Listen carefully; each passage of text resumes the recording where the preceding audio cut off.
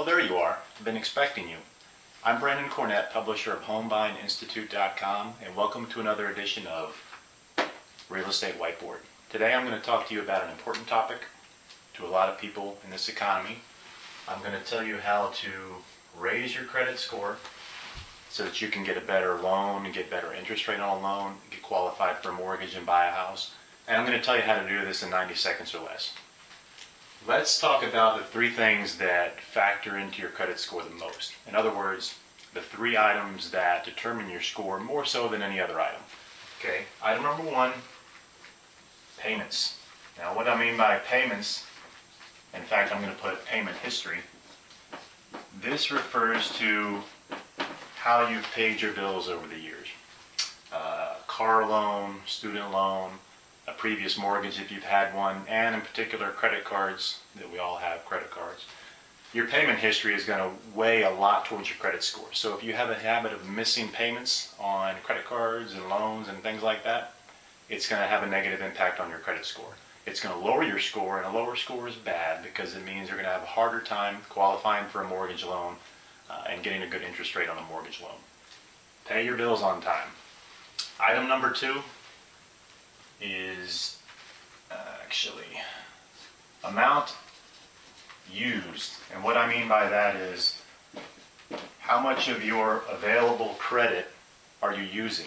They call this a utilization ratio, which is a fancy financial way to say if you have a lot of credit and you're only using a little bit of it, then your utilization ratio is low. That says that you do a pretty good job managing your finances and you don't over-rely on credit.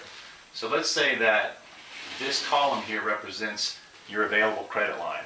If you're only using this area down here, then your utilization ratio is low, and that's going to have a favorable impact on your credit score.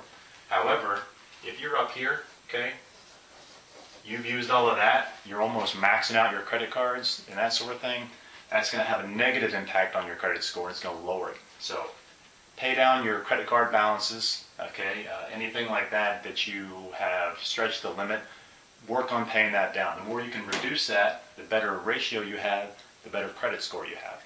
The last thing I want to talk about is the length of your credit history.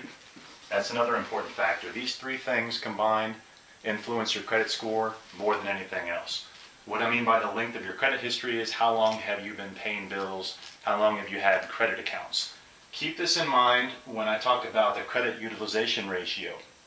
Some people think, I should just close all of my credit cards because that will help my credit score.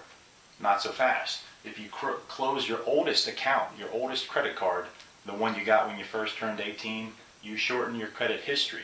And if the information more recently is negative information, then you're going to lower your credit score because you've shortened the length of your credit history. So keep those accounts open, especially the older ones, but you can pay them down so that you reduce the utilization. You don't want to max out your credit cards. Make all your payments on time, all of your bill payments, especially don't go beyond 60 to 90 days because that's when these companies will report it to the credit reporting agencies. The amount used, reduce your credit card balances, and be careful not to close your oldest accounts because that will shorten your credit history and have a negative impact on your credit score. So there you go. I think I've gone over 90 seconds, but that's how to improve your credit score by focusing on the three most important factors that influence your credit score, and I hope this helps you in 2009. Good luck.